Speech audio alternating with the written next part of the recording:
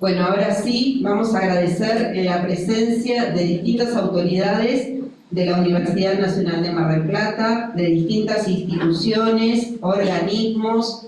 También agradecemos la presencia de docentes, investigadores, extensionistas, graduados, estudiantes. Está presente la licenciada Walter Buceta, secretario del Consejo Superior de la Universidad Nacional de Mar del Plata, secretario. Está también presente Paula Meschini, exdecana de la Facultad de Ciencias de la Salud y Trabajo Social. Está presente también la magíster Belén Berruti, directora de Políticas de Género de la Municipalidad de General Pueyrredón. Marcelo Dobri, docente de la Facultad de Psicología de Rosario, amigo y compañero de Ana María Fernández. Paula Giglio, vicedecana de la Facultad de Arquitectura, Urbanismo y Diseño.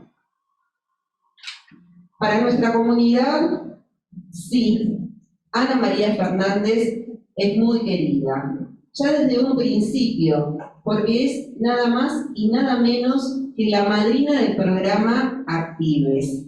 Así que la verdad ya es parte de nuestra facultad, Ana María.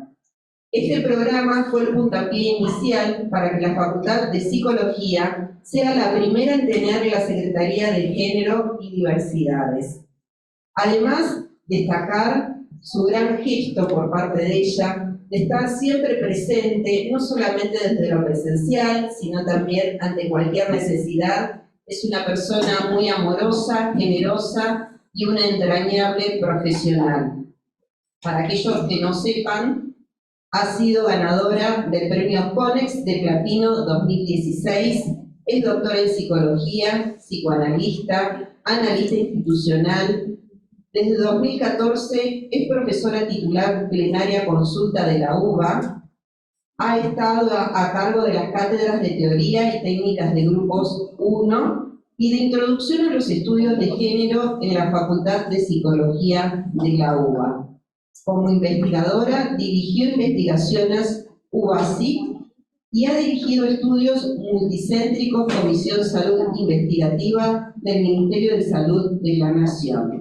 También se encuentran presentes Mercedes Jurek, de la Subsecretaría de Políticas contra las Violencias por Razones de Género, Telma Fardín, en representación de la Fundación Telma Fardín, Adriana Metz, representante de Abuelas de Plaza de Mayo, Agustina Flaminio y Noelia Paleo, en representación de Casa Gestalt, Ayelén Castillo, en representación del bloque de concejales y concejalas de Unión por la Patria. Respecto a esto último, Ana María, te queremos leer desde el bloque de concejales y concejalas de Unión por la Patria de Mar del Plata, Batán, que dice lo siguiente: queremos hacerle llegar nuestro saludo en este acto de entrega de la distinción doctora honoris causa a la compañera Ana María Fernández, organizado por la Facultad de Psicología de la Universidad Nacional de Mar del Plata.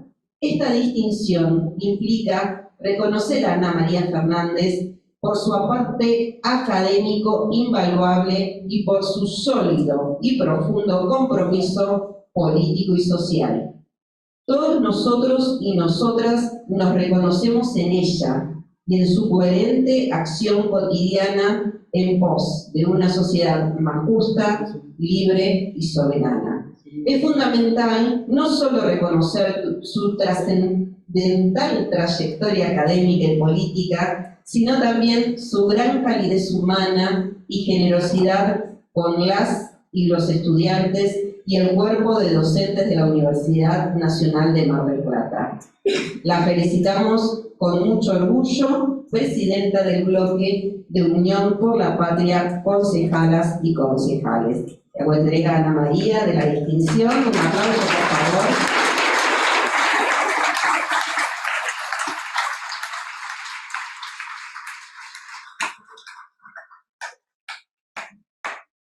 También Ana María es investigadora, dirigió investigadores UBACIP y ha dirigido estudios multicéntricos Comisión Salud Investiga del Ministerio de Salud de la Nación. Ha sido distinguida como graduada ilustre de la Universidad Nacional de La Plata en el 2018 y desde el 2020 integra el Consejo Asesor del Ministerio de las Mujeres, Géneros y Diversidades de la Presidencia de la Nación Argentina. En el año 2021 integró el Consejo Asesor del Ministerio de Mujeres, Subsecretaría de Políticas de Género y Diversidad Sexual, Ministerio de Mujeres, Políticas del Gobierno de la Provincia de Buenos Aires. Se encuentra también presente la magíster Susana Pintos, ex profesora titular de la Cátedra de Psicología de los Grupos de esta facultad. Ahora sí, vamos a dar la palabra al licenciado Juan Pablo Isser, decano de la Facultad de Psicología. Gracias, Gaby. Buenas tardes a todas y a todos. Es un honor para mí darles la bienvenida en nombre de la Facultad de Psicología a este acto de homenaje. Ahora nos pone muy contentos estar acá. Bueno, esta es una acción de una manera postergada. Nosotros estábamos a hacer esto en conjunto con la distinción honoris causa que también se le entregó a Alicia Torquina, por razones. En el caso no se pudo hacer, pero bueno, estamos contentos de poder hacerlo. Detalle que recién me comentábamos, Ana María, cambiamos el aula porque, bueno, vieron otra vez, recuerdan que hizo mucho frío en el aula magna y teníamos que pasar a eso, y la verdad, en Mar del Plata no nos atrevo, ahora tal vez sienta un poco de calor. Hacemos lo que podemos, el clima de la ciudad es así, los que la conocen lo saben. No puedo, si bien este es un momento de celebración, no puedo dejar de mencionar un hecho que en este momento, la verdad, conmueve a nuestra comunidad universitaria. Ustedes han estado hablando, recientemente falleció el sábado una compañera muy querida, Soledad Alves. De alguna manera ahora es bastante complicado hablar de esto, entiendo que la mejor manera de encararlo es entendiendo que también esto forma parte de acto y lo que queremos representar, además de la anomalía, que es compromiso con la universidad, compromiso con la perspectiva y la política de género, que tiene mucho que ver con el trabajo, como docente, como funcionista, como autoridad de la universidad, así que sirva también como homenaje al legado que ella nos deja. Bueno, de otra forma, para nosotros, tal como en su momento le dije a Ana María, más allá de una satisfacción personal estar acá, yo, bueno,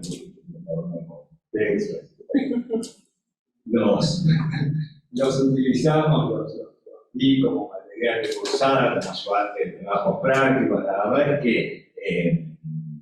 sos una persona que forma parte de nuestra institución, mucho antes de conocer tu rostro. Sabíamos muy bien quién eras, la verdad ya te admirábamos, la verdad que para nosotros es un honor, un gusto hacer esto con el merecimiento. Y también es un hecho, la verdad, lo consideramos un hecho político importante de realizar en este momento. La trayectoria de Ana María se cuenta por sí misma, la cantidad de adhesiones, los contables antecedentes, su labor pionera.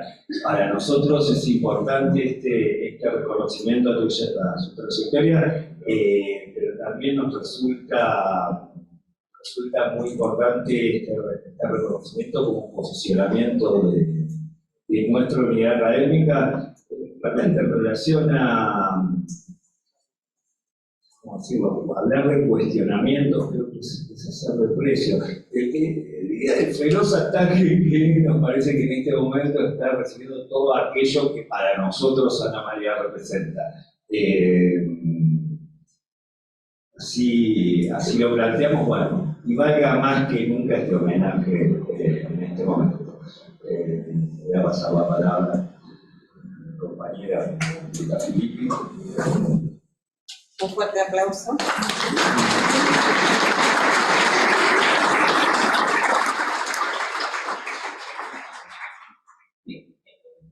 Bueno, buenas tardes a todos, a todas. Gracias por estar acompañándonos acá en este momento tan importante, donde Ana María va a recibir la distinción más importante que tiene la Universidad Nacional de Mar del Plata.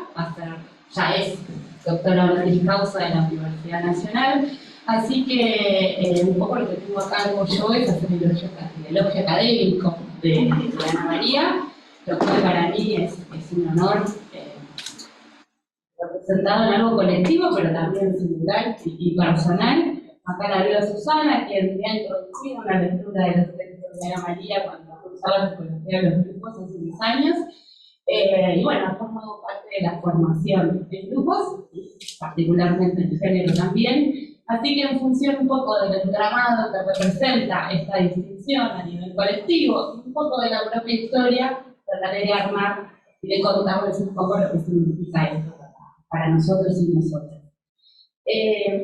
Quería destacar que Ana María ya se lo he contado, que surgió de las graduadas de nuestra actividad académica, Antonella Álvarez, que anda por allá, y Cecilia Bustamante, la idea de poder promover una causa. Está por ahí, una ya la conociste, estuviste el fin de semana. Ellas tuvieron la intencionalidad de promover ese acto a partir de algo que le habían negado tanto a Ana María como a Alicia Fertiner en la UBA. Así que ese fue el puntapié para empezar a pensar en esta distinción y en cómo iba a hacer que nuestra universidad se transforme en una universidad mejor, tu incorporación como docente. Así que bueno, primero, para cumplir un poco con los protocolos y formalidades que este acto requiere, me voy a entrar en algunos de los antecedentes académicos de Ana María, rapidito, porque es algo que queremos todos, es poder escucharla a ella y lo que nos tenga para decir después. Gaby ya hizo una introducción, licenciada en Psicología Clínica de la Universidad Nacional de La Plata, doctora en Psicología por la Universidad Nacional de Buenos Aires. Vamos a empezar. Yo me voy a detener un poquito en tus premios y en tus libros, que me parecen algunas de las cuestiones más interesantes. Ha sido invitada a prestigiosas universidades extranjeras de Latinoamérica, Norteamérica y Europa. En el año 2000 recibió el premio a su sobresaliente desempeño en el ámbito social y su indiscutible relevancia en la sociedad, otorgado por las Naciones Unidas para la Mujer. En 2011 fue nombrada investigadora honoraria del Centro de Investigación Social y Educativa del Norte Argentino, SANETA. En 2012 ha recibido el reconocimiento a Mujeres Luchadoras de Latinoamérica de la Organización Mujeres de la Matria Latinoamericana, MUMALA, y el reconocimiento de la Fundación Agenda de las Mujeres por su destacada labor en la defensa de los derechos de las mujeres, ideas feministas y derechos humanos en general. En 2013, el Foro de Psicoanálisis y Género de la Asociación de Psicólogos de Buenos Aires, de cuyo comité asesor es integrante, recibe el reconocimiento como espacio institucional pionero en la promoción y defensa de los derechos humanos de las mujeres en Argentina. En 2012, 2013 y 2017 recibió el diploma de excelencia académica otorgado por la UBA. En 2016 recibió el premio CONEX, diploma de mérito en humanidades, y el premio CONEX Platino, categoría Psicología, a la personalidad con la trayectoria más significativa en su categoría en la última década. En 2018 recibió la distinción de graduada ilustre de la Universidad Nacional de La Plata. En 2020 ha sido condecorada como socia honoraria de la Asociación Argentina para la Investigación en la Historia de las Mujeres y Estudios de Género. Y en el 2022, que ahí te acompañamos, recibió el reconocimiento al compromiso en Derechos Humanos y Salud Mental en el 6º Encuentro Federal de Derechos Humanos otorgado por la Secretaría de Derechos Humanos de la Nación. Es autora de muchísimos libros reeditados y muchos traducidos en diferentes idiomas. el campo grupal, notas para una genealogía, la mujer de la ilusión, la invención de la niña, instituciones estalladas, política y subjetividad, asambleas barriales y fábricas recuperadas, las lógicas colectivas, imaginarios, cuerpos y multiplicidades, las lógicas sexuales, amor, política y violencias, jóvenes de vidas grises, psicoanálisis y vidas políticas, y el último, psicoanálisis de los lapsos fundacionales a los feminismos del siglo XXI, el cual llamamos el Libro Verde de Ana María, que así es conocido por todas nosotras. Fue compiladora de muchísimos más, estuvo a cargo de las capacitaciones en ley Micaela en universidades nacionales, a secretarios y ministerios de salud de la nación, y también, como contó Gabriela, es asesora de políticas públicas en la Ministeria de la Provincia de Buenos Aires y también en Nación. Este brevísimo resumen da cuenta del rol protagónico de Ana María Fernández en el desarrollo de la historia de la psicología argentina. Fue fundadora de la primera cátedra de estudios de género en Latinoamérica en los años 80 y pionera en la construcción de una escucha por fuera de la patologización y la estigmatización. Todo esto de un indiscutible compromiso con los derechos humanos y con la reparación de los estragos colectivos provocados por la última dictadura cívico-militar.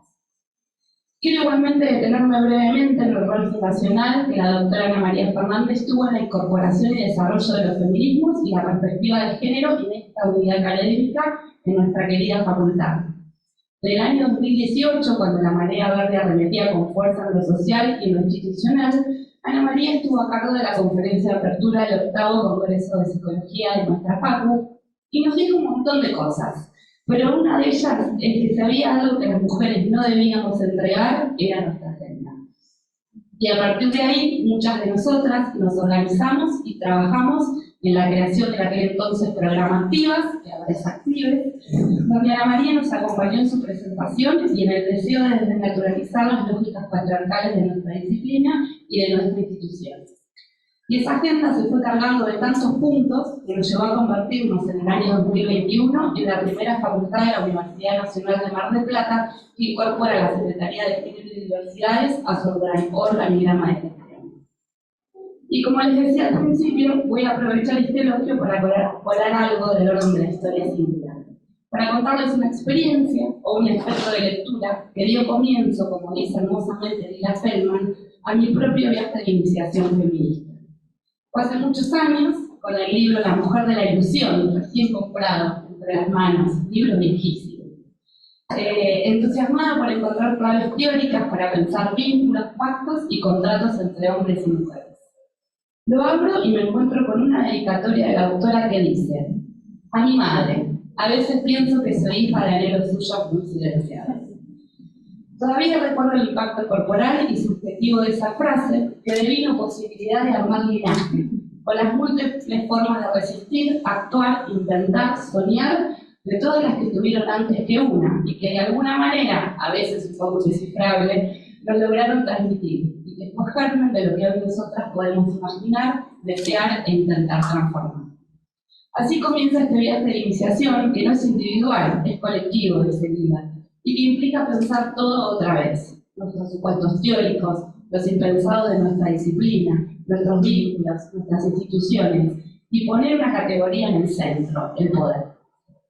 Y en este viaje nos acompaña una gran mujer que ha producido conocimiento soberano y lo ha transmitido con generosidad, que ha intervenido en la escena social con compromiso y sentido político, y que nos dice públicamente: acá les doy todo lo que pude pensar, hagan con eso lo que necesiten. Reconocer los nombres de las que estuvieron antes, otorgarles el valor que merecen sus luchas y sus producciones teóricas, restituir sus libros a las estanterías de las bibliotecas y de nuestra disciplina, para hacerlas tambalear, son actos que las mujeres que hacemos política, y que somos poquísimas todavía, debemos promover. No solo por las que nos allanaron y mostraron posibles caminos, sino por las que están, a las que debemos acompañar y sostener amorosamente, mientras hacemos lugar para las que están por venir, revitalizando nuestro compromiso y lucha por una disciplina, una facultad, una universidad y una sociedad más justa, libre de violencia y desigualdad por motivos de género. Y ahora, para cerrar este elogio, tomaré una dedicatoria que Ana María recupera en su libro verde, porque todavía la conmueve, nos dice ahí. Así que este honoris causa de la Universidad Nacional de Mar del Plata está dedicado a Ana María y a través de ella a todas las mujeres anónimas que pagan con la locura o la soledad su intento de construir una relación más digna consigo mismo y con sus vidas. Y también a aquellos hombres que aún en su perplejidad comienzan a advertir que estas transformaciones los involucran.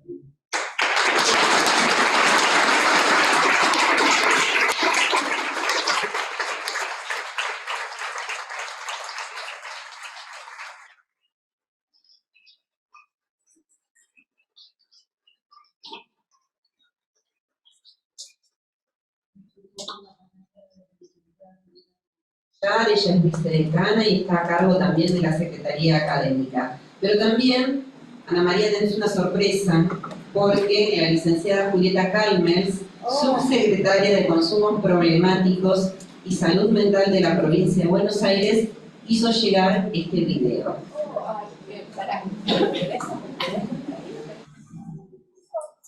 ¿Lo podéis ver?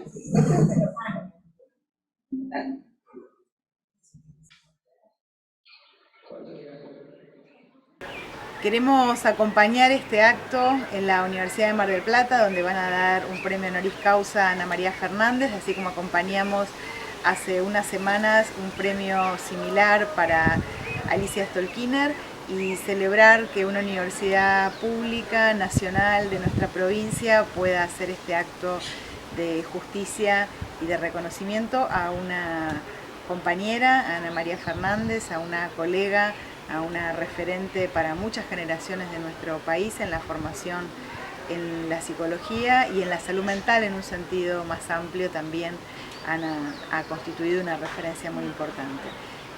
Ana además es una referencia en la historia de nuestro campo, en la articulación con las temáticas vinculadas al género, una precursora de esa articulación entre el campo de la salud mental y del género.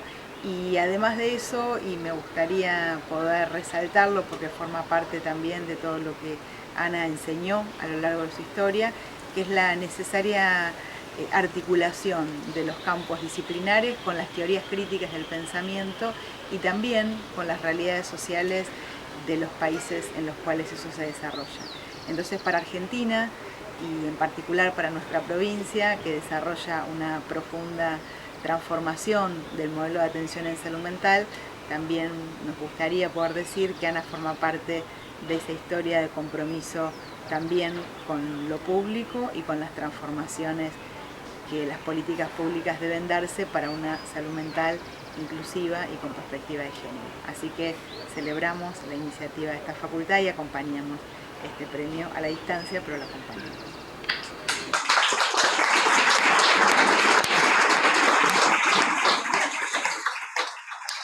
Ana María, ¿sí?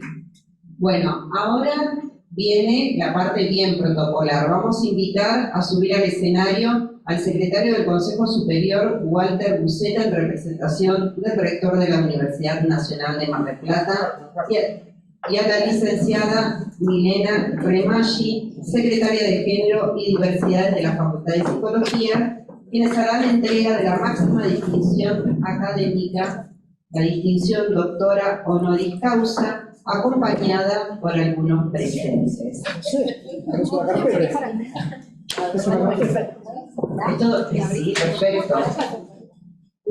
Para la foto. Al centro, Ana María, ahí está.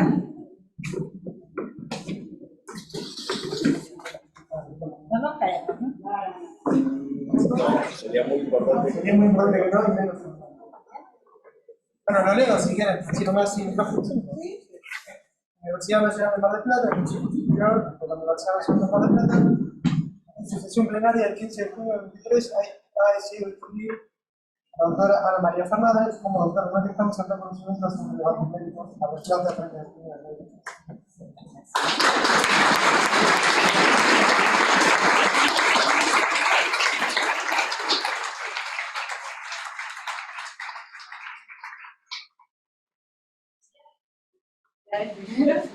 Y nosotros te vamos a hacer entrega de los presentes en la facultad. Esta cerámica es una réplica de un fragmento de mural que tenemos afuera, hecho por Estefanía Fernández. Así que es una forma de regalarte un pedacito de nuestra facultad.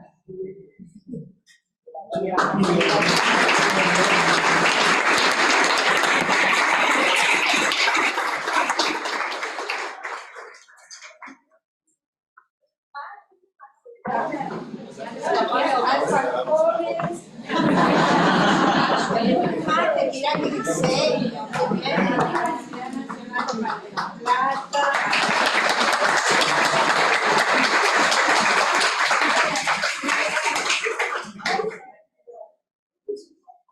Ana María, nos ponemos para la foto, así ya queda.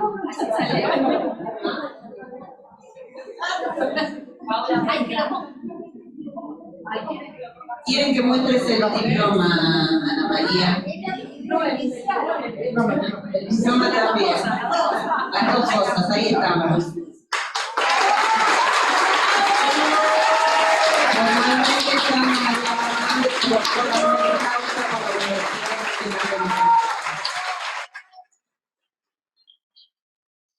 Vamos a ver un poco algunas cosas que pensé para hoy. Últimamente recibo con bastante frecuencia una pregunta que imagino que es un emergente de algo, aunque no sé muy bien qué, y me suelen preguntar cómo se me fue armando este modo de pensar. Ya es una pregunta dificilísima, porque hay que pensar que uno tiene un modo de pensar específico y además cómo se formó, aclaro que no lo sé. Pero puedo decir algunas cositas que dan cuenta de una historia, de una preocupación, de un pensar, de una construcción, y bueno, que parece que ha salido bien, pero que no era el propósito. El propósito era ponerse a hacer las cosas lo mejor que uno sabía hacerlas. Entonces, esta etapa que es de mucho reconocimiento, y que agradezco, no saben cuánto, mucho y más, aún así, no deja de sorprenderme, ¿no? No es que tenga pequeña esa cosa de la humildad, ¿no? Yo no soy nada humilde, no me parece una virtud para nada, pero me da como un pequeño extrañamiento, ¿no? Pero bueno, acontece y hay que estar donde hay que estar, así que ahí estamos y tratamos de pensar para esta ocasión algunas líneas de lo que me parece que ha influido en una construcción que lleva muchos años, que se fue armando desde principios de cuando era estudiante. Hay algunas cosas que no las aprendí en la universidad en su sentido académico, sino que formaron un modo de pensar que tuvo que ver más con la práctica en un movimiento estudiantil muy particular que hubo en la época que a mí me tocó estar en la universidad. Allá mi compañera de La Plata hace así, ella sabe de lo que hablo. Y era muy interesante ese movimiento estudiantil, combativo. La universidad, el movimiento estudiantil era un polo de enunciación, por empezar, político, que hoy no es así. Pero además era muy interesante, y estoy hablando de principios de los 60, porque las agrupaciones no correspondían a partidos políticos. Las agrupaciones eran frentes. El peronismo llega a la universidad en el 66, después de Onganía. Entonces, Humanidades de La Plata y otras universidades no tenían expresiones del peronismo, todavía no había llegado. Fue muy interesante cuando llegó la JP. Ahí hubo bastante alegría, fiestas y vino, que las izquierdas éramos más amargas, ¿eh? Así que estuvo bueno, pero más allá de eso, ahí las agrupaciones eran frentes, o sea, estaban con los de Malena, los trotskistas, los comunistas, las distintas variaciones del trotskismo, los socialistas de Palacio, los socialistas, todo eso convivían. Bueno, a veces armar las listas era un poco complicado porque el frente todos querían algún espacio. Hasta que llegaba un compañero que era del socialismo, que se llamaba Bacaro, de apellido, no me acuerdo del nombre de ella, que decía, bueno, a las 12 cerraba la lista, ¿no? Si no, no había agrupación para votar. Y todos seguían discutiendo. A las 12 menos cuarto la agarraba y decía, supongo que sería mentira, una libretita y decía, o armamos la lista, o a las 12 leo los cruces. ¿Qué eran los cruces? ¿Quién se había acostado conmigo? Estaba todo muy usado. Por lo tanto, se armaba la lista y se presentaba elecciones. Porque era el único método, mantener un poco el secreto de eso que además todos sabíamos, que no circular oficialmente. Eran métodos, como ustedes ven, diversos, pero se podía sostener durante años un frente. Esto no trato solo de recordar viejas épocas cuando traigo el ejemplo del frente, porque creo que tenemos que repensar las ideas del frente lo más amplias posibles para los tiempos que se vienen, no solo en la universidad, sino en todos los ámbitos.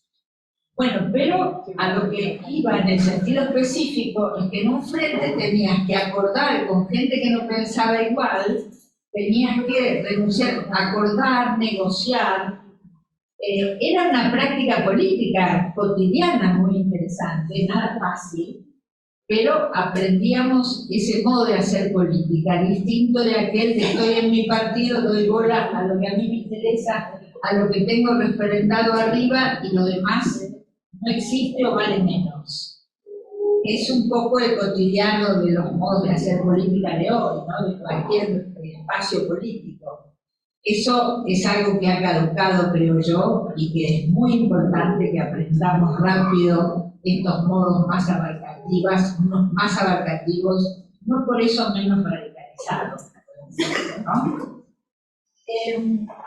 Y ahí, en estas modalidades, había una cosa muy fuerte, que era el gusto por el debate. Había una mesa redonda y después seguías en el bar de la esquina horas debatiendo. Había un placer en el debatir. Fíjense que eso se ha perdido. En una mesa redonda cada cual dice lo propio, no discute con los de al lado y nadie va a comer una pizza. Después se va cada cual a su casa. Estas son prácticas en mi historia muy raras. Me da como un vacío cuando termina la mesa redonda y se acabó. Uno estaba programado para otra vuelta de algo donde se armaba lazo. No es un mero anecdotario, ahí hay un concepto de lazo colectivo en la diversidad, en las diferencias, en las múltiples diferencias, sin perder singularidad ninguna. Porque a veces se piensa que uno va a perder potencia, singularidad, territorio, protagonismo, y no es así. Y esto me parece que es bueno empezar a repensarlo, ¿no?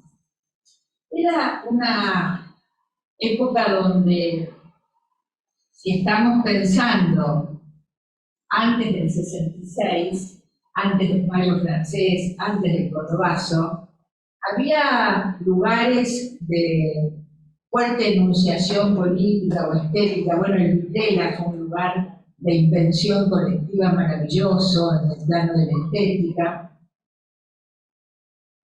Y cuando digo los cafés, no es una nota de color o anecdótica, sino estamos diciendo lugares de paso en los que uno se afincaba y iba siempre eso de las 7, y ahí se encontraba con todo el mundo. Y si era viernes a la tarde y no había hecho programa para la noche, en los pasillos de la facultad algún programa se armaba. Esto es un mundo casi desconocido para los jóvenes, que tienen que encontrarse a través de citas de internet, lo cual no está nada mal, porque seguramente tienen su encanto, pero no a condición de que reemplace al lazo social. Me parece que tenemos que hacer habitar la concordancia de esas situaciones, la consistencia, y no eso, esto o lo otro. En medio de eso, de todo ese clima,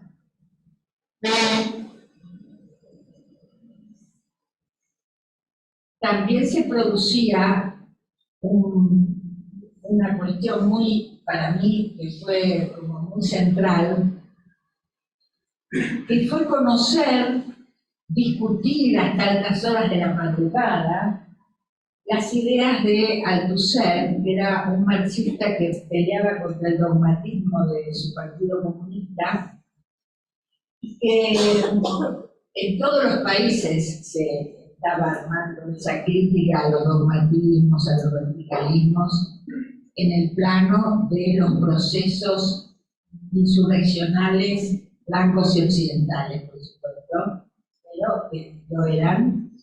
Y de allí viene una idea que suelen celebrarme como si fuera mía, pero es de Althusser, que es la lectura sintomal.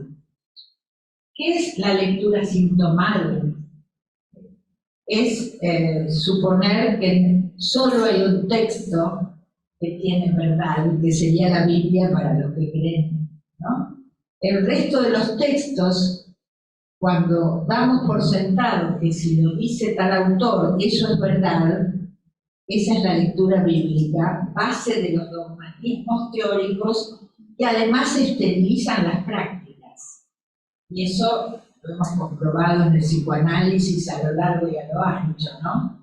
Entonces ahí hay una primera idea de la lectura sintomal que me ha acompañado a lo largo de todos estos años como este empeño casi de cabeza dura contra la dogmatización de un saber tan rico como es el psicoanálisis y que tiene tanto para aportar a condición de desdogmatizar, ¿no?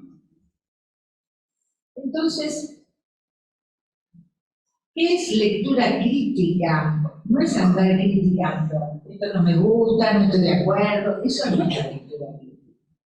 La lectura crítica es abrir preguntas a una teoría, a un autor, abrir problemas, de modo tal de poder ir comprendiendo qué puso en visibilidad ese autor o autora y qué necesariamente dejó en invisibilidad.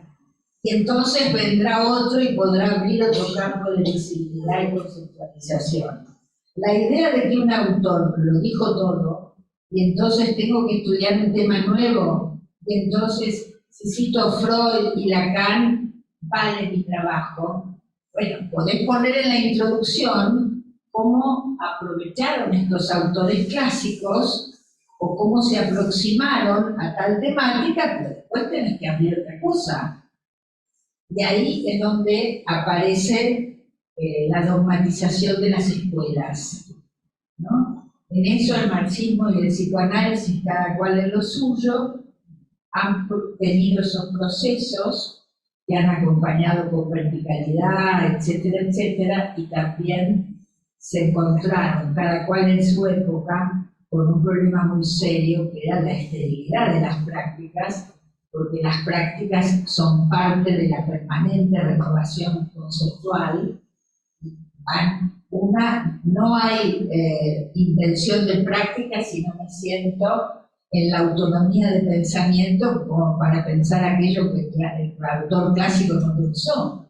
¿Y por qué no pensó? ¿Por qué exigirle que sea completo?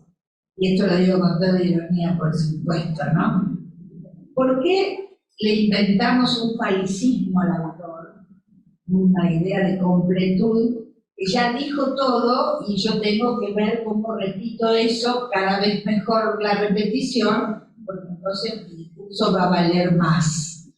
Ahí hay una idea muy particular de esta lectura bíblica, de esta cuestión, que es lo que Althusser llamó la lectura sintomal. ¿Qué quiere decir en ese caso?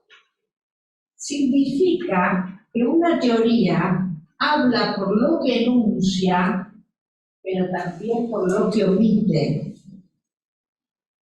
Y entonces, si nosotros podemos pensar esta relación entre lo que pudo enunciar en determinado contexto, época, etcétera, etcétera, etcétera, de aquello que omitió, abro el campo, lo abro para ver cómo pensar aquello que no pudo ser pensado. ¿Y por qué no pudo ser pensado si Freud o Lacan eran tan inteligentes?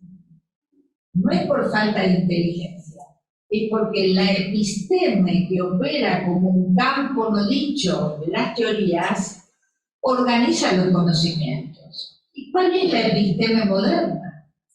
Bueno, la episteme moderna tiene muchas cuestiones, ¿no? Ubicamos la modernidad, para hacerlo breve, junto al surgimiento del capitalismo, la sociedad industrial, etcétera, las democracias representativas.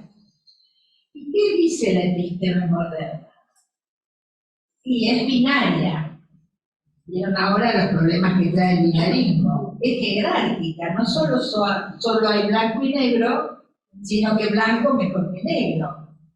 Entonces, en esa organización conceptual, ¿cómo no? Ahí mejor. Perfecto, gracias.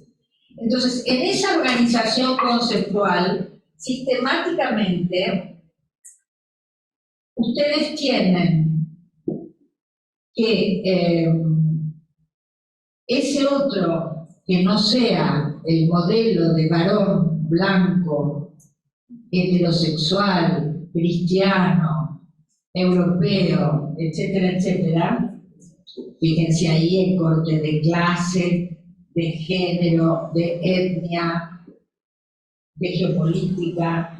Bueno, esa dimensión de lo humano, el hombre con mayúscula, que fue la base de lo que yo llamaría el malentendido, lógicamente, de las democracias occidentales, que los derechos del hombre creíamos que era de los humanos, y no, era de los varones propietarios, ni siquiera todos los varones, ¿no?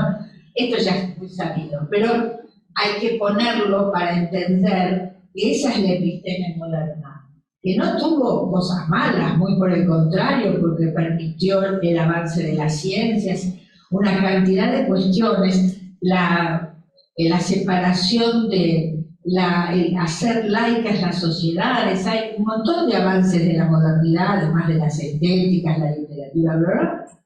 Pero está marcada por su época, como cualquier otra episteme, seguramente la que construyamos después.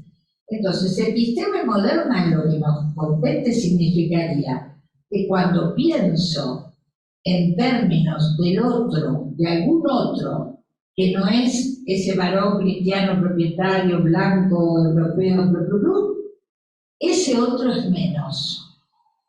Mujer, negro, latinoamericano, el oscuro de la piel marrón, hay muchos trabajos hechos sobre eso maravillosos.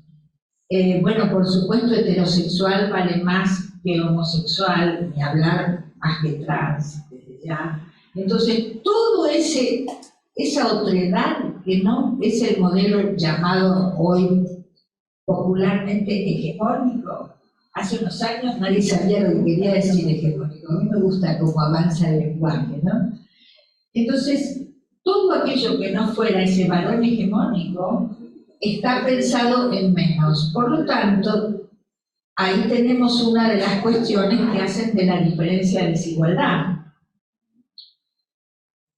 Entonces, diferente, binario, etcétera, etcétera, arma desigualación de clase, de género, de sexualidades, de raza, de lo que quieran. Es la episteme arma, lo otro, la otredad es menos. Pero no solo es menos, sino que es lo enemigo, porque será inferior y por tanto peligroso o enfermo. Bueno, estas son cosas que ya escribí hace muchos años, pero la mujer de la ilusión que hoy mencionaban, pero bueno, estamos ahí. Entonces, ahí ustedes tienen estas cuestiones, empiezan a poder abrirse para mí, para otros pioneros de estos temas, en un sentido muy particular, porque en la medida en que se puede despejar la otredad discriminada de entrada, también empieza a hacerse claro, algo que hoy es casi obvio, más porque se exagera la cuestión de la acumulación capitalista, vamos a ver si tenemos tiempo de hablar de eso también. Pero hay allí una situación muy específica que genera todo esto, más allá de la episteme, la filosofía, que atraviesa la vida cotidiana de todos nosotros, y empieza a establecerse a lo largo de las disciplinas, el psicoanálisis entre ellas, pero las disciplinas, las humanidades, etc., una cuestión es la tensión entre poder pensar el sujeto y lo colectivo, como si fueran antagónicos. Esta es una invención moderna. Algo Lacan pudo pensar, porque en uno de sus primeros trabajos, se olvidan los compañeros que repiten Lacan, porque es una llamadita al pie de página de un trabajo célebre de Lacan que se llamó La psiquiatría inglesa y la guerra. Él va a Inglaterra ni bien termina la guerra y ve el nivel de compromiso con los trastornos de la guerra y con los soldados traumatizados y demás que habían tenido el grueso de los psiquiatras ingleses, cosa que los franceses no habían hecho, y escribe un hermoso trabajo.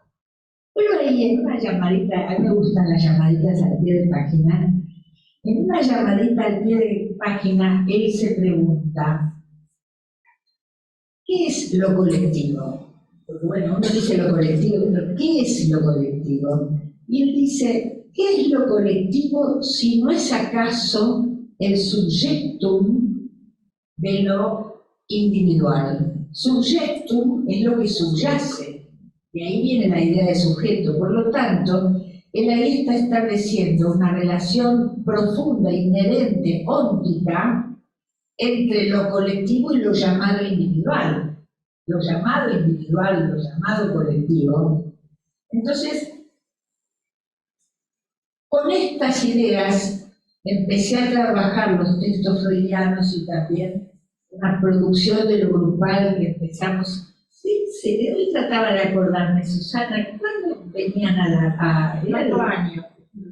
4 años, pero ¿en qué año? ¿80 y pico? 90. Ay, no me hagas.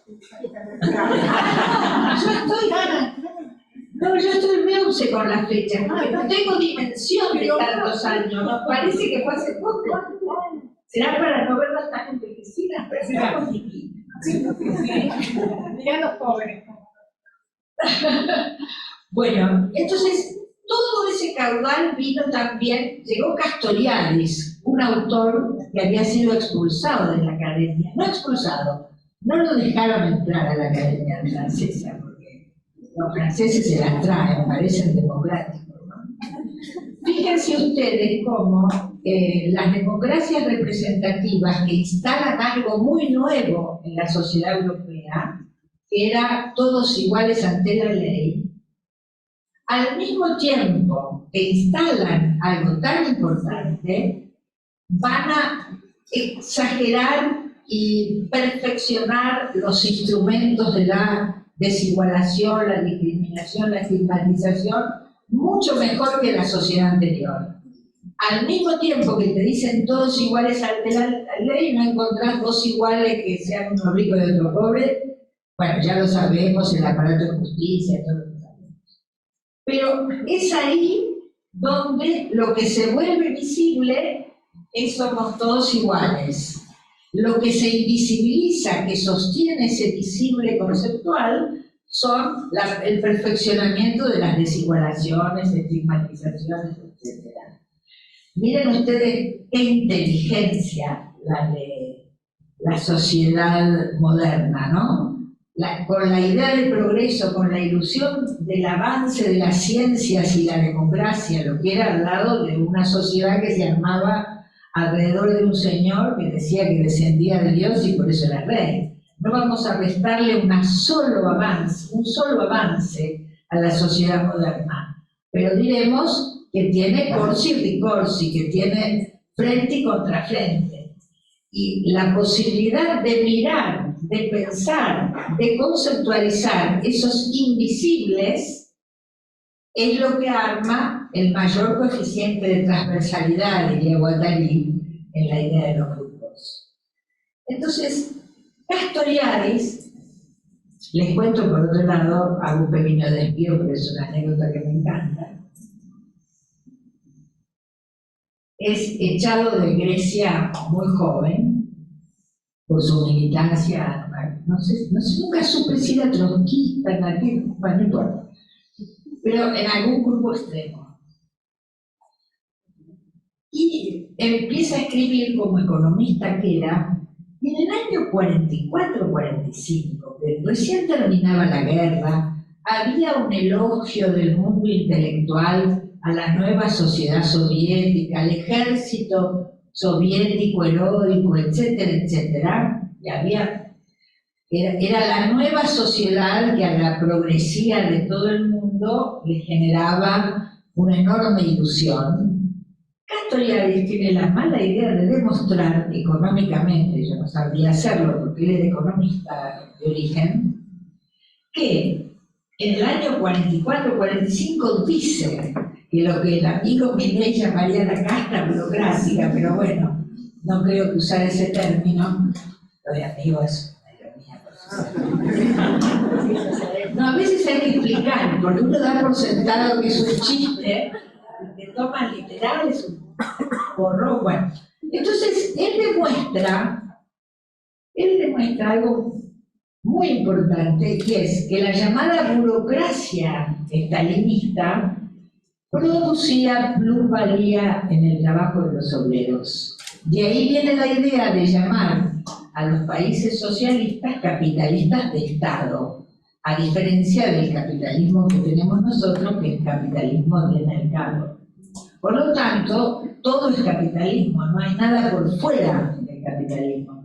Esto hace que a la necesidad de que hay que repensar cómo podría ser algo, bueno, hay un joven inglés, Fisher, que se suicidó a los 40, pero es de la frase que dice, es más fácil imaginarse el fin del mundo que la caída del capitalismo, ¿no?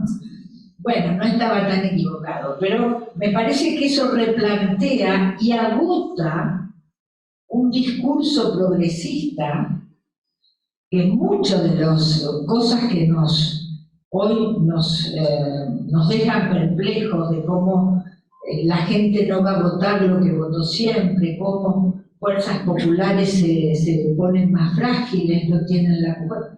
Tiene que ver con eso, porque es un movimiento igualatorio, etcétera, etcétera. Puede ser más socialdemócrata, más popular, pero es una idea de un mundo más justo, que agota sus discursos por todos los fracasos que ha habido y no se ha podido renovar un modo de pensar, una alternativa que nos produzca un sistema más justo, menos abusivo, porque fíjense que el capitalismo en su acumulación permanente, no originaria, esto es todo un debate, en su acumulación va produciendo, sea acumulación por explotación, que clásicamente estudió el marxismo inicial, pero también, y que compete al trabajo femenino y a la subjetivación femenina, la acumulación por desposesión, es la típica de los campesinos. ¿Vieron África, que la han desposeído de todo?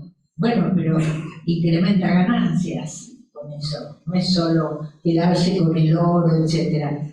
Entonces estamos en un capitalismo global, bueno, siempre fue mundial, pero ahora tiene algo que se le va como quebrando adentro, que acumula, produce cada vez más ricos y cada vez pobres, más pobres, desposeídos de todo, y aún así no logra articular esa voracidad de la acumulación con sistemas más o menos democráticos, porque hay un punto de la desigualación que se vuelve insoportable, ¿no? En ese sentido, la época moderna, que empezaba el capitalismo, tenía como métodos, si bien las minas y todo eso, pero lo que pasa es que eso es en Europa, porque una cosa que hay que empezar a pensar desde los estudios decoloniales es que la acumulación de Europa también depende de la explotación de las colonias. Bueno, todo eso arma un capitalismo que también hay que pensarlo colonial. Los decoloniales nos han advertido de muchas cosas al respecto, ¿no? Entonces, Castoriadis demuestra eso, que ya en el año 40 y pico se podía comprobar la explotación y la anomalía en el mundo llamado socialista, nadie le da mucha bolilla, hasta hace unos pocos años que cae el muro, etcétera, etcétera, pero él siguió escribiendo cosas maravillosas. Yo he tomado muchas ideas de Castoriadis respecto a los imaginarios colectivos, etcétera, etcétera. Entonces, a partir de allí, esta episteme moderna que hace de la diferencia desigualación y del otro siempre enemigo, porque el otro siempre es diferente, lo otro, la otra, siempre la otredad afortunadamente hace diferencia. Ahora, esta diferencia no puede ser pensada por fuera del eje del dominio y el poder. Entonces, no sos solo diferente, sos inferior a mí. ¿Por qué? Y porque sos mujer y no hombre, porque sos negro y no blanca, porque sos homosexual y no hétero, en fin. Podríamos seguir armando categorías de desigualación tantas como los gustos de las personas.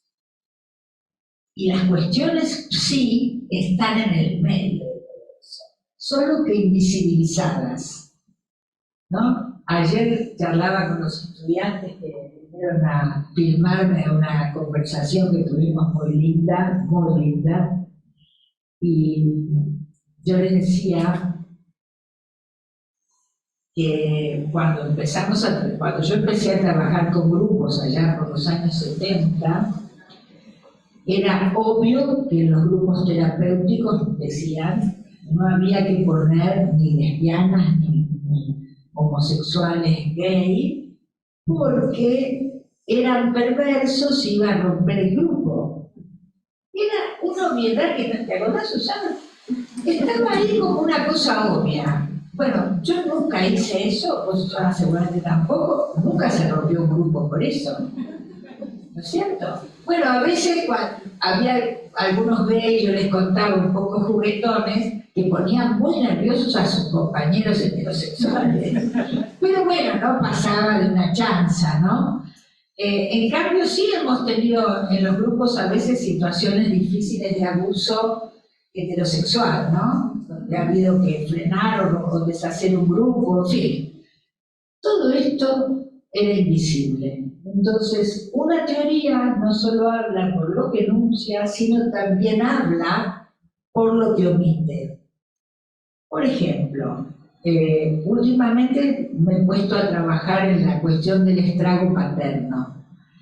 Es muy curioso, porque vieron que en psicoanálisis el estrago es materno. La madre es estragante, y si el padre, que es el que pone el palito, ¿se acuerdan del ejemplo de Lacan? Es el palito que sostiene abierta la boca de cocodrilo de la madre. Si no hay padre, la madre se fagocita a los hijos. Bueno, después cuando vemos la vida personal de Lacan tenemos algunos problemitas con eso. Pero el hombre se las arregló bien. Entonces, yo me pregunté un día, en la ducha seguramente, que es donde yo pienso, no, también en el auto, cuando estaba en ruta era un lugar de pensar artículos. Bueno, ¿por qué razón, si el 90 y pico % de los abusos incestuosos son producidos por el padre o algún varón de la familia cercano, y muy pocos, yo en toda la historia de mi consultorio, que son muchos años, he visto 1 o 2 abusos incestuosos de madre, nada más. Madres muy psicóticas, en fin. Bueno, ¿por qué razón? Pregunta, problematizar, hacerse pregunta. ¿Por qué razón? Si hay una situación que tiene semejante visibilización hasta el día de hoy, no ha habido una teorización que teorice la capacidad estragante del padre. Sí, muchas bibliotecas sobre la capacidad estragante de las madres. Y no quiere decir que las madres sean tan buenas que no estragan, pero no es obligación estragar los hijos. No es obligación. Muchas veces tiene que ver con mujeres que se van desquiciando a partir del maltrato, o sobre todo del no ser miradas por ese hombre con lo que aman pareja, ¿no? Hay una furia ahí de injuria narcisista, bueno, no tengo tiempo para meterme con eso, pero digo, ahí hay una pregunta, y empecé a pensar y a buscar en la biografía. Entonces me parece que hay una cuestión histórica, epistemológica y de historia de las ideas, no es cualquier detalle que metieron, pero tampoco es cualquier detalle la explicación que podemos, ¿no? Lo que yo he pensado, que no excluye otras 1000 facetas del tema, es una cuestión bien epistemológica, porque ¿qué ha pasado ahí? En realidad, Freud, en el comienzo, creía que cuando iban las pacientes contando las situaciones de abuso, las creía, hasta que, como dice la literatura, en un momento dejó de creer en su histérica. Y arma un concepto que se llama realidad psíquica. En la realidad psíquica y no en la realidad material, esa chica imaginó que el padre o algún pariente varón abusaba de ella. Pero ¿qué era lo que pasaba según Freud? Que la niña, excitada, no aclara cómo, excitada sexualmente por ese varón, entonces fantasea la relación con él. Es en el mundo de la realidad psíquica. Muy bien. Hoy podemos discutir eso de punta rabo, pero en ese momento, miren ustedes, por eso digo que es epistémico, al mismo tiempo que inventa la noción de realidad psíquica, por lo tanto funda el psicoanálisis, ese es su objeto de estudio, estudiar las realidades psíquicas, el fantasma, como decimos ahora. En el momento que funda esa realidad, en ese mismo momento tiene que desmentir los abusos realmente acontecidos. Desmentida que sigue casi hasta hoy. Pero ¿qué pasa? Había fundado una disciplina. Ese entretejido feroz ha hecho que se mantenga la desmentida, porque si no se te cae nada el psicoanálisis, pero en los orígenes debe haber estado el peligro que se te cayera porque se te caía el objeto de estudio. No. Es porque es lógica binaria moderna, porque hay situaciones donde lo edípico funciona. ¿Quién podría negar eso? Yo les cuento una anécdota. Mi papá estaba muy viejito ya, un hombre que se pinchaba mucho, en fin, muy elegante. Y ya estaba muy viejito, había tenido una descompensación y todavía para llevarlo a la casa necesitábamos rearmar toda una estructura de cuidadores, etcétera, etcétera. Y entonces, por unas semanas, va a una especie de geriátrico muy lindo, pero no estaba en su casa. Entonces íbamos, me acuerdo un día con mi hija, que sería adolescente en ese momento, a visitar al abuelo. Y era una casa antigua, por olivos, por ahí, con un parque precioso. Y nosotros tocamos timbre, estaba la verja, esperábamos que nos vinieran a abrir, teníamos que esperar ahí. Y yo veo un señor mayor con una camisa celeste, bronceadito. Yo pienso, qué lindo ese viejito, ¿no? Me dio ternura, yo soy bastante chicata, y me quedé mirándolo porque él sí se había dado cuenta que éramos nosotras, se venía acercando. Entonces, a medida que se acerca, me doy cuenta que es mi papá, lo cual me dio una vergüenza terrible.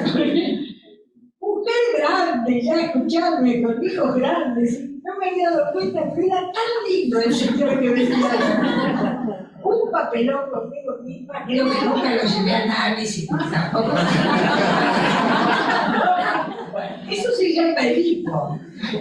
Está bien, sigue existiendo, adiós, gracias. Pero es o esto o aquello, no. Vos podés ver aquellas situaciones donde lo fantasmático predomina y aquellas situaciones donde ha habido un hiperreal de abuso. Bueno, esto todavía no se puede hacer. Bueno, la gente que estamos trabajando en género y psicoanálisis lo hemos pensado, está escrito, pero cuesta mucho que se acepte eso, porque interrogás el cimiento, el momento fundacional. Entonces, bueno, no les cae muy bien, pero vamos avanzando en estas cosas, porque bueno, ese es un invisible conceptual, y ese invisible conceptual da lugar a nuevos visibles, y eso permite que podamos distinguir en las situaciones de abuso traumáticas que no podés estar usando la tecnología PSI tal cual se pensó para situaciones no traumáticas, para procesos psicoanalíticos. Hay un modo de intervenir que lo vamos inventando y que muchas veces los alumnos o colegas jóvenes tienen mucho temor de incursionar en esas novedades porque temen que no sea psicoanálisis. Entonces, fíjense ustedes que la dogmatización produce, además, la esterilización de las prácticas. Entonces, bueno, a mí me entusiasma todo esto y me entusiasma trabajar estas ideas, pero bueno, no es sencillo y no es sencillo avanzar en estas cuestiones. Bueno, para terminar, a esta cuestión de esta unión entre la fundación de un campo de problemas, de un campo disciplinario, y la desmentida de aquello de la realidad, me parece que lo he llamado la paradoja fundacional del psicoanálisis en relación al incesto, además de que es muy difícil pensar los incestos, por muchas razones, algunas aparentemente inocentes, como esta que yo les contaba. Ay, mira qué lindo ese viejito, qué elegante que era su papá, ¿no? Bueno, y habrá otras más densas, pero está ahí la fantasmática. Pero también está aquello que pasó y produjo trauma, destrozo, horror en la realidad de ese psiquismo en formación. Entonces, había otras cosas, pero no vamos a poder, me parece que estamos ya en horario.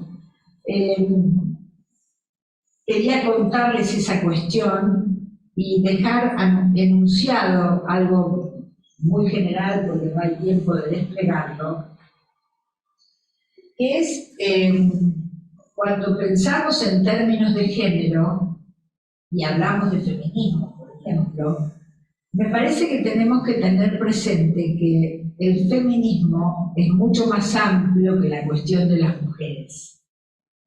Que el feminismo puso una alarma sobre las desigualaciones en general y que tenemos que pensar desde ahí, porque hay una alianza histórica, y cuando digo histórica quiero decir que por haber generado la ola verde no se acabó el patriarcado, se va a caer pero todavía no se cayó, que es una articulación histórica muy fuerte entre el capitalismo colonial, etc., capitalismo de Estado. No sé cómo es el capitalismo de Estado en relación al género, porque no conocemos cómo es en China y esos lugares.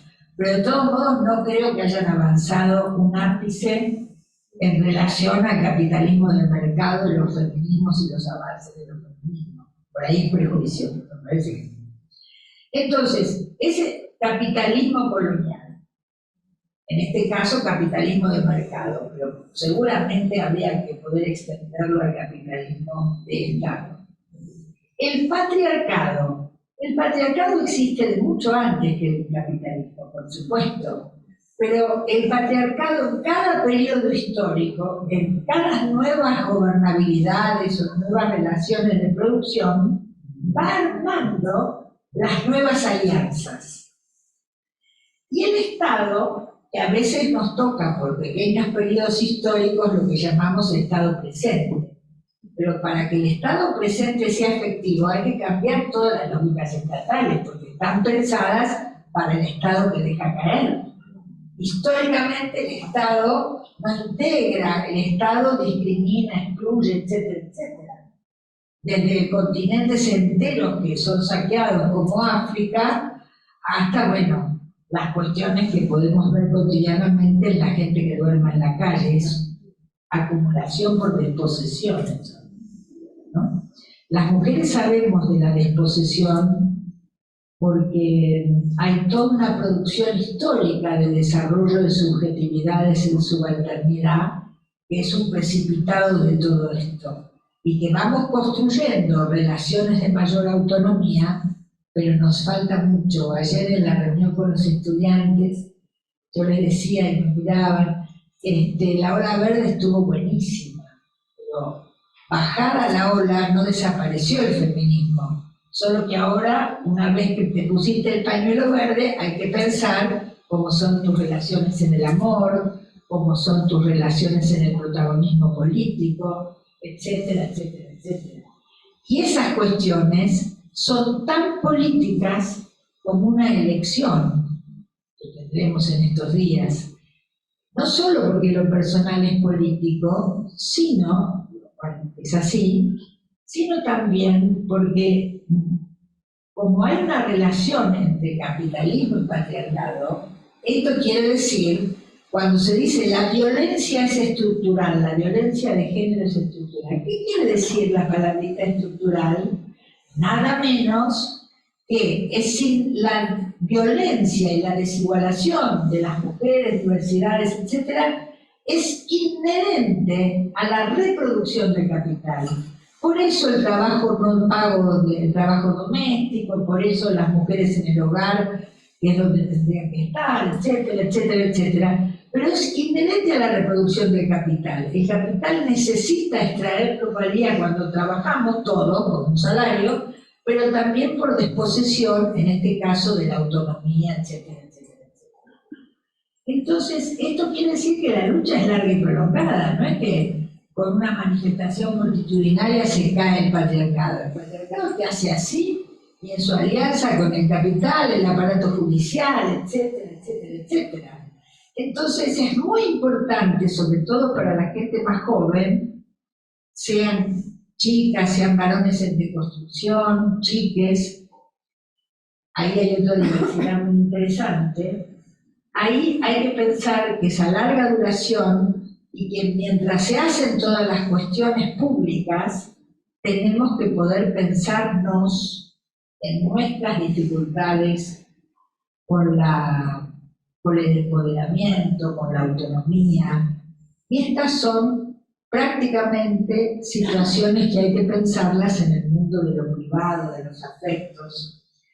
Y este es un capítulo que tal vez la gente más joven que salió apurados y muy bien a defender la ley del aborto, etcétera, etcétera, tal vez no tomaron dimensión de todo lo que había que empezar a interrogarse, que esto era un punto de partida, no de llegada, y que bueno, pero que también me parece que estaría bueno que no se asustaran ni abrieran interrogación, porque hay un punto donde ya no hay vuelta atrás, ¿no? Quieras o no, entraste en ese camino, lo mismo los varones que empiezan su tarea de deconstrucción, que es tan interesante, porque lo de ellos es complicado. ¿Por qué abdicar de derechos, no?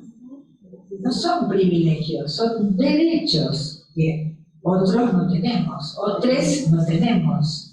La idea de privilegio es una idea capciosa, ¿no? Bueno, está la famosa frase de donde hay una necesidad, falta un derecho, ¿no? Me parece que está ahí. Bueno, yo dejaría acá, tenemos un ratito todavía para abrir el diálogo. Este es un día imborrable para mí, les agradezco mucho.